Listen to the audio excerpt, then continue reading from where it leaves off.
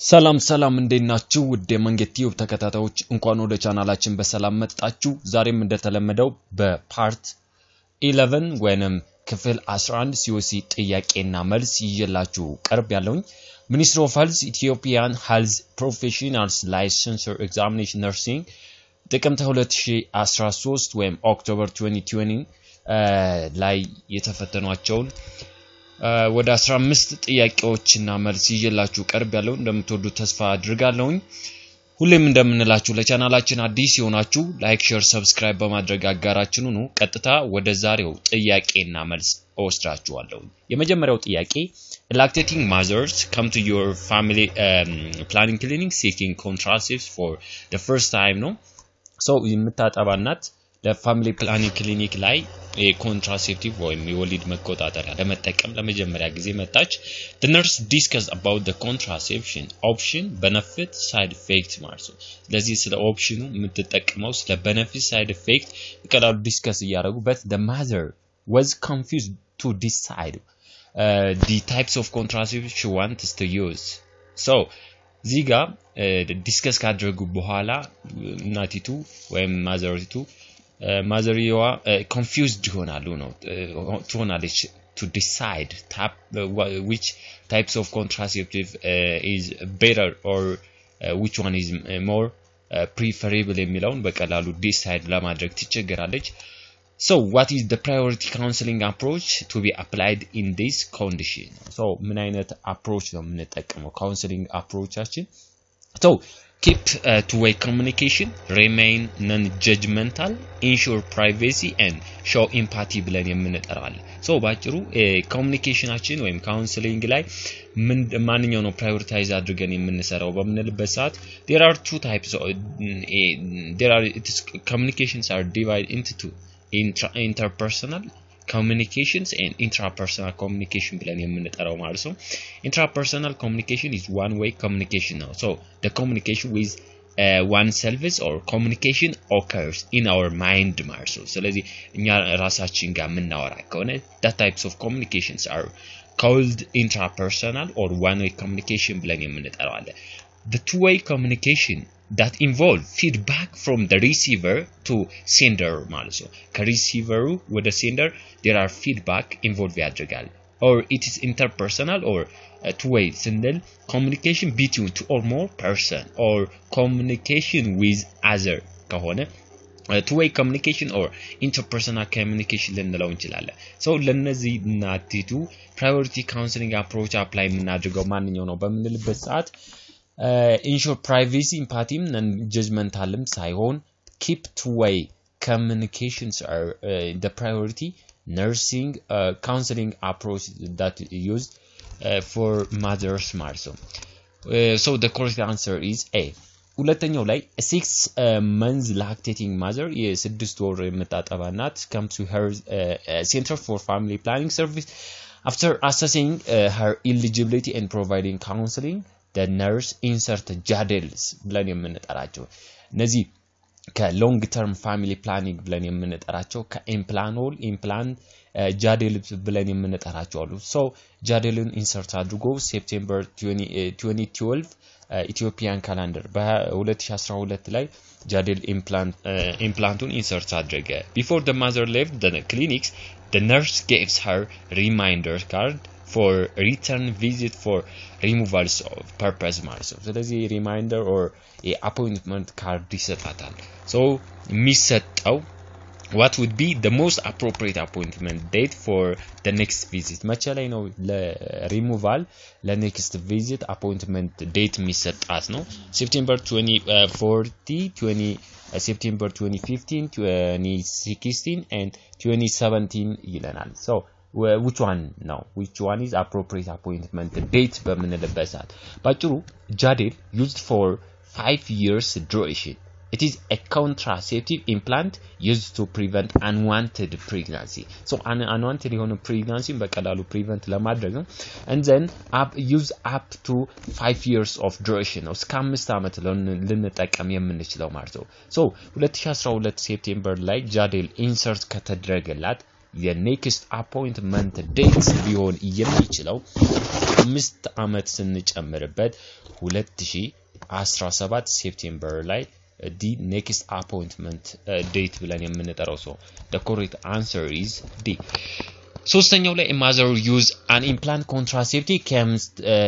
with a complaint of changed bleeding pattern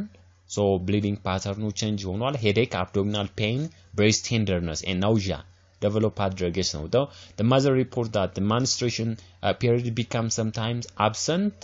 and little in amount on other time so ይሄ ምንድነው አንዳንድ ጊዜ ይጠፋል አንዳንድ ጊዜ ደግሞ በጣም ትንሽ ሆነች የደም በቀላሉ menstrual blood flow ይኖራል ነው so what is the priority intervention for this one ለዲች እናት priority nurse intervention ምድረው switch contraceptive switch means change ማለት ነው contraceptive pills or contraceptive equipment or device ብለን የምንጠራቸውን change ማድረግ and provide counseling check for pregnancy remove the contraceptive ይለናል so what are the priority nursing intervention for this woman ለዚች woman ማንኛው ነው priority nursing intervention የሚሆነው ነው so እነዚህ የመጀመሪያው የሚሆነው check for pregnancy the presence of pregnancy if there is a failure of the contraceptive device or the contraceptive pills or contraceptive the technology or the contraceptive those equipment must commonly we need to assess if there is a presence of pregnancy or not so check for pregnancy are the priority nursing intervention so the correct answer is C አራተኛው ላይ 25 ዓመት old mothers comes to complain of excessive and irregular monthly bleeding ነው ስለዚህ excessive እና irregular የሆነ bleeding monthly bleeding after 6 months of taking contraception ነው ስለዚህ contraceptive ለ6 ወር ከወሰደች በኋላ she also complain about increment of her weight ስለዚህ የክብደት እየጨመረ እንደሆነ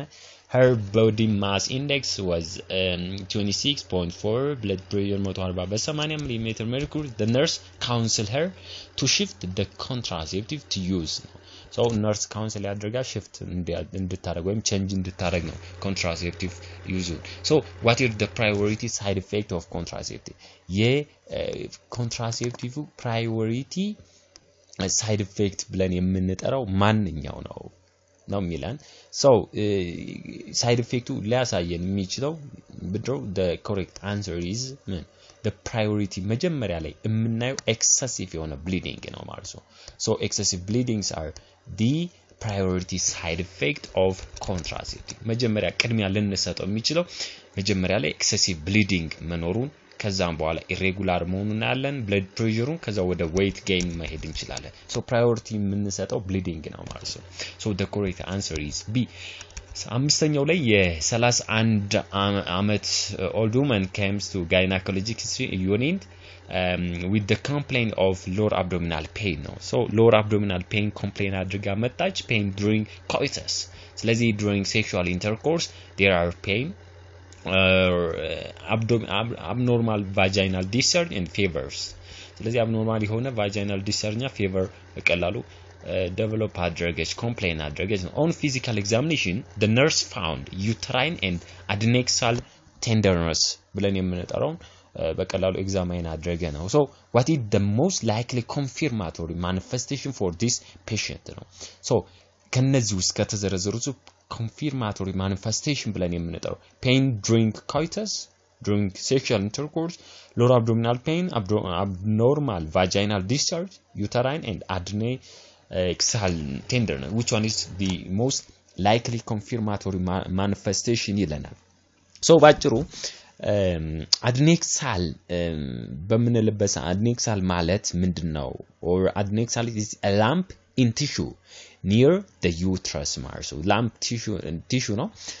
it is found around the uterus usually in the ovary and fallopian tube ovary እና fallopian tube አካባቢ ላይ ነው የሚገኘው so the ovaries the fallopian tube ligament that hold the reproductive organ so እነዚህን ovaries fallopian tube ligament የምንላቸው reproductive organ in place እዛው ቦታው ላይ በቀላሉ hold አድርጎ የሚይዝልን ብለን የምንጠራው ነው if there is a presence of adnexal the mass due to ovarian cyst due to ectopic or tubal pregnancy ብለን የምንጠራው either due to benign non-cancer ብለን የምንጠራው benign tumor malignant cancer tumor ሊሆን ይችላል በእነዛ የሚመጣ ነው but adnexal tenderness it's pain the area of the woman uterus mars uterus አካባቢ ላይ የተለያዩ pain develop አድርገች ነው so ከዚህ ውስጥ most likely confirmatory manifestation ማንኛው ነው ስንል pain during coitus lower abdominal pain and abnormal vaginal discharge those are the subjective data ብለን የምንጠራው but the uterine and adnexal tenderness are the objective data so the confirmatory manifestation of these patients are uterine and adnexal tenderness are the confirmatory manifestation of this patient so the correct answer is D ስድስተኛው ላይ a woman comes to gynecology OPD complaining of excessive irregular uterine የሆነ bleeding so excessive እና በጣም ከፍተኛ የሆነና irregular የሆነ uterine bleeding complain አድርጋ መጣች the woman cannot remember when her menstrual period starts ነው መቼ ላይ እንደጀመረ እንደዚሁ በቀላሉ ማታስታውስም ነው the amounts and durations of bleeding also vary during each cycle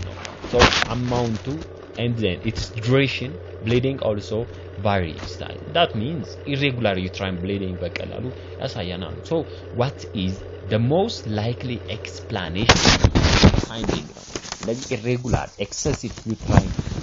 bleeding ግን በቀላሉ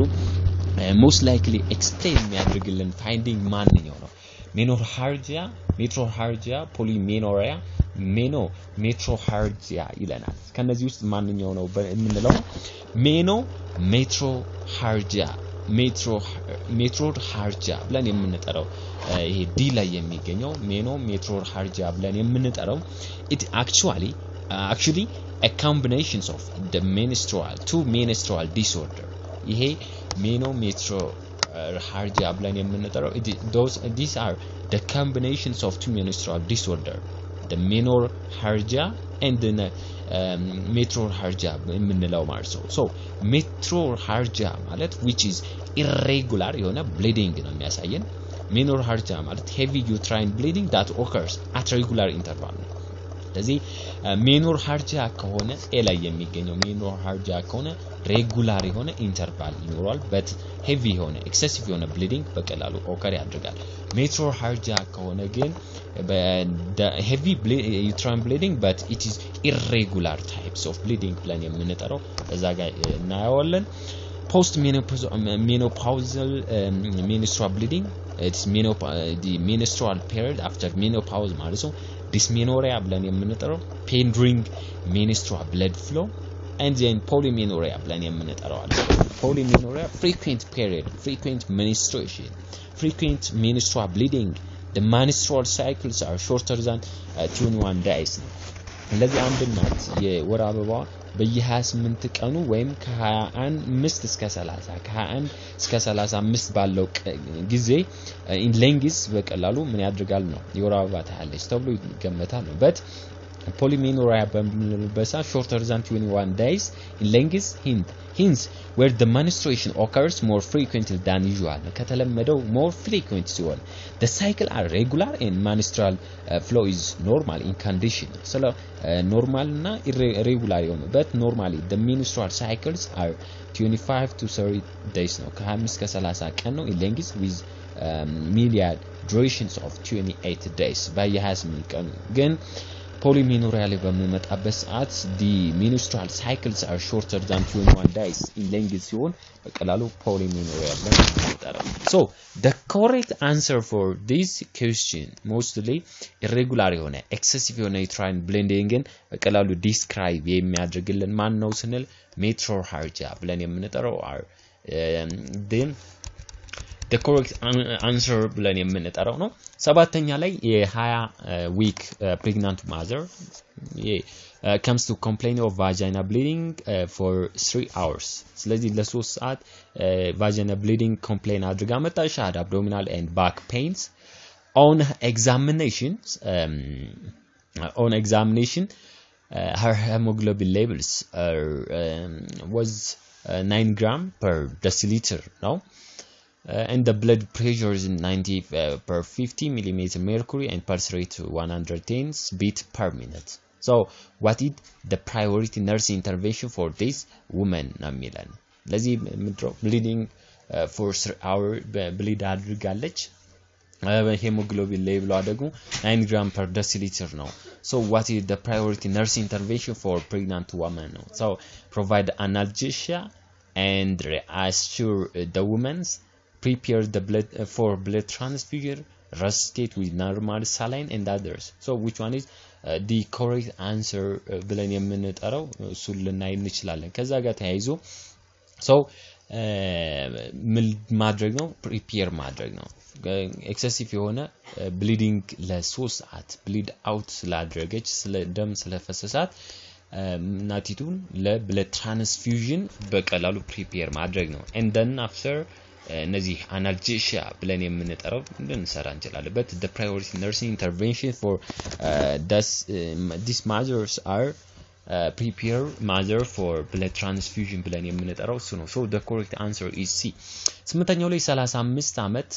old multipar ማለት ከሁለት በላይ የወለደች እናት mothers come with the complaint of protrusions of mass on her vaginal mass. ወደ vagina protrude ያደረገ organ. She had also sense of pelvic pressures, back ache, fatigue. ስለዚህ በጣም ከፍተኛ የሆነ back ወይም የጀርባ ህመም እነዚህ pelvic አካባቢ ላይ በጣም ከፍተኛ የሆነ pressure and ድካም ይኖራል. After assessment she was diagnosed with for uterine prolapse. So uterine prolapse በቀላሉ diagnose ሆናለች. So the uterus is repositioned by gynecologist. በጋይናኮሎጂስቱ ዩትረሱ reposition ተደርጓል. So what is the priority intervention for these mothers? ነው መጀመሪያ ላይ ምን ሰራው? Resuscitate the woman, administer pain inhibitors, educate about pelvic exercise, teach how to control urine incontinence under. So ከነዚህ ውስጥ ማንኛው ነው ፕራዮሪቲ ኢንተርቬንሽን የሚያስፈልገው የምንሰራው በምንልበት ሰዓት እንደው በጣም ከፍተኛ የሆነ back pain ስላለ administer pain inhibitors. These are the correct answers. B ማለት ነው። ዘጠነኛው ላይ nurse was providing care for a girl with abnormal excessive uterine bleeding, breast tenderness, anorexia and vomiting አለ ነው. So excessive uterine breast anorexia means it is loss of appetite ማለት ነው። የምግብ ፍላጎት መቀነስ vomiting አለ. After 24 hours of care her blood pressures become 110 በ70 አካባቢ ላይ ይመጣል። ፐልስ ሬቱ 76 respiration 22 temperature 37.8 degree centigrade and hemoglobin levels 9 gram per deciliter. Which finding shows effectiveness of the patient management? ለዚህ ማንኛው ነው በቀላሉ effective management ነው የምንለው? አንድ እናት በጣም ከፍተኛ የሆነ uterine bleeding ሚኖራት ከሆነ blood pressure ይቀንሳል ነው ሾክ ስለሚገባ። አሁን ግን ፕሬሸሩን በመናይበት ሰዓት 110 በ70 ሚሊሜትር ሜርኩሪ ነው. so the effectiveness of managementን በቀላሉ የሚያሳየው blood pressure ጨምሯል. so the correct answer is blood pressure የሚለው ይሆናል ማለት ነው። 10ኛው ላይ 28 years old woman come to hospital with complaint dysmenorrhea, pain during menstrual blood flow and dyspareunia ብለን pain during sexual intercourse that occurs premenstrual and subside after menses begin ነው። ለዚህ መጀመሪያ ላይ menstruation ከመጀመሩ በፊት and then menstruation ከጀመረ በኋላም እንደዚሁ በጣም እየተባባሰ ሄዳል። she also had constipation, rectal bleeding with defecation ነው። defecate በምታረግበት ሰዓት አንደኛ constipation አለ፣ rectal የሆነ bleeding አለ። on physical examination so that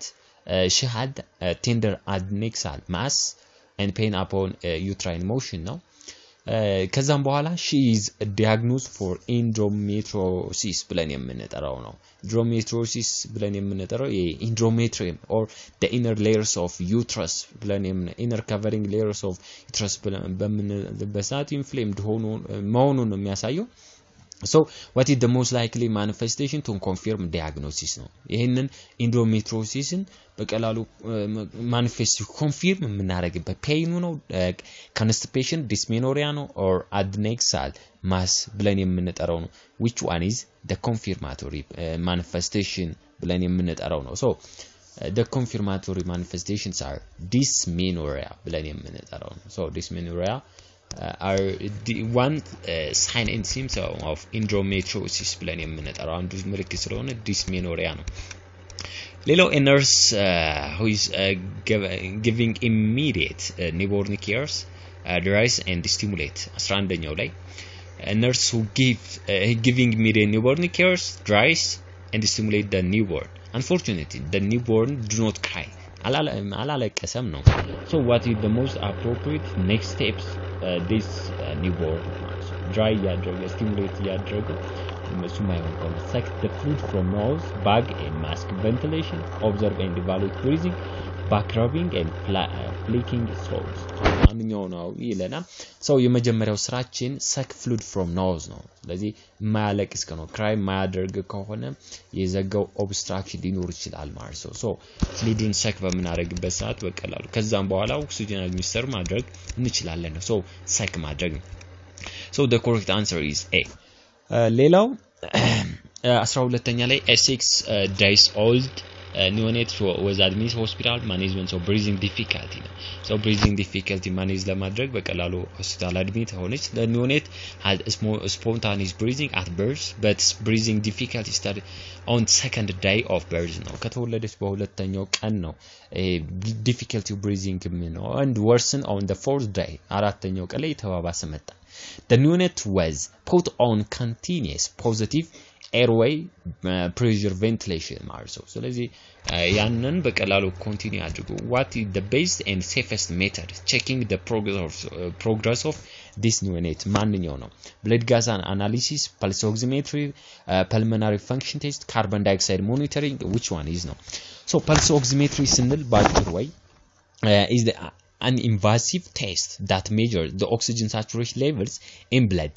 and it can rapidly detect even a small change in oxygen level ማለት ነው ለዚህ non invasive test ብለን የምንጠራውና safest method ብለን የምንጠራው to monitor the progress of the breathing systems are pulse oximetry ብለን የምንጠራው ማለት ነው እሱን እንጠቀማለን so the correct answer is A ሌላው የ13ኛው 15 ቀን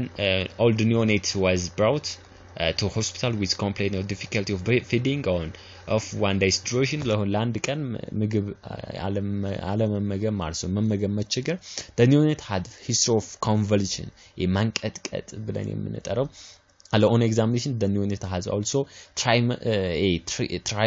trismus ብለን የምንጠራው irritable what is the most likely diagnosis of this neonate trismus ብለን የምንጠራው አለ ምን ማለት ነው እሱን መጣለን trismus ማለት it's lock jaw ወይ መንጋጋ ቆልፍ ብለን የምንጠራው ነው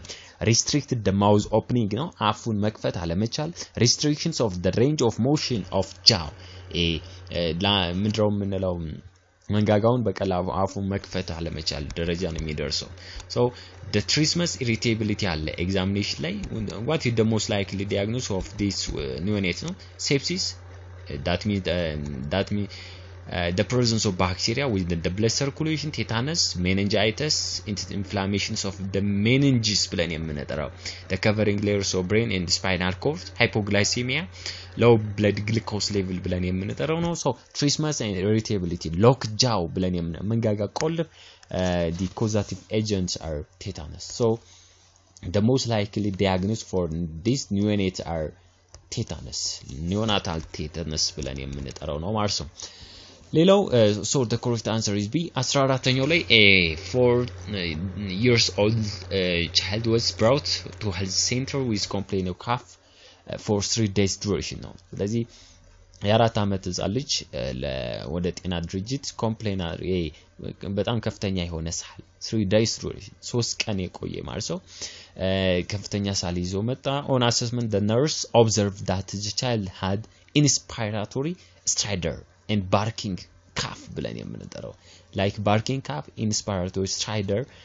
complain አድርጎ observe አድርገ on assessment so what is the most likely diagnosis of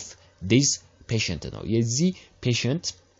most likely diagnosis ምንድነው crop pneumonia pulmonary TB tonsilopharyngitis ይለናል ከነዚህ ውስጥ which one is the most likely diagnosis for this patient ነው when this child ነው so crop ማለት ምንድነው ስንል it is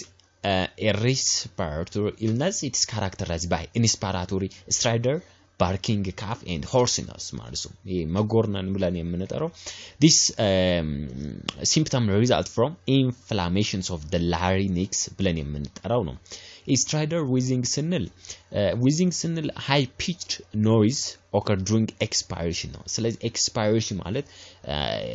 air breathing out activity በመናደርግበት ሰዓት high pitch የሆነ noise occur የሚሆን ከሆነ wheezing ነው stridor ብለን የምንጠራው high pitch noise that occurs with obstruction or just below the voice box ማለት ነው በቀላሉ due to obstruction ከሆነ stridor sound ልንሰማ እንችላለን ነው እዚህ ጋር በክሮፕ ከሆነ inspiratory stridor and barking cough ይኖራል ማለት ነው so the correct answer is crop ብለን የምንጠራ ይሆናል so the A ብለን የምንጠራ 14ኛው ሌላው 15ኛውና የመጨረሻው a child was brought to pediatrics OPD with clinical features of nasal congestion sneezing lacrimation and conjunctival suffocation ብለን የምንጠራው so እነዚህ ምልክቶች ይዞ ነው የመጣው a nurse diagnosed the child has pertussis ብለን የምንጠራው pertussis ብለን የምንጠራው አንዱ የupper respiratory tract ወይም respiratory illness ነው what is the most likely finding that could support nurse suspicion ብለን suspicion ብለን የምንጠራው feeling or doubt ነው ጥርጣሬውን በቀላሉ support የሚያደርገው finding ማንኛው ነው ያው pertussis ብለን የምንጠራው respiratory tract disorder ነው አንዱ so dyspnea rhinorrhea low grade fevers whooping cough ይለናል so pertussis ካለ በቀላሉ ያው ትክትክ ሳል ወይም whooping cough ብለን የምንጠራው ስላለ ይሄንን most likely support የሚያደርገው whooping cough የሚለው ሲኖር ነው ማለት ነው ለዛሬ ይዤላችሁ ቀርቤ የነበረው ለፓርት 11 ወይም ክፍል 11 COC ጥያቄና መልስ ይሄን ይመስል ነበር ያቀረብኩላችሁን ጥያቄና መልስ እንደወደዳችሁት ምንም ጥርጥር የለኝም ሁሌም እንደምንላችሁ ለቻናላችን አዲስ ሆናችሁ ላይክ ሼር ሰብስክራይብ ያደርጋችሁ እና የደወል ምልክቱን በመጫን አጋራችን ሁኑ እንላለን ሰላማችሁ ይብዛልኝ